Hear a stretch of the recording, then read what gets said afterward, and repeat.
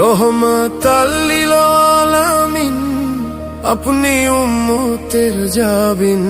রহমাতাল লিল আলামিন, আপনি উম্মতের জাবিন। গুনাহগার উম্মতের আপনজন, আল্লাহর নবী ও নূরের নবী গো, আপনি নবী আমার জীবনের জীবন।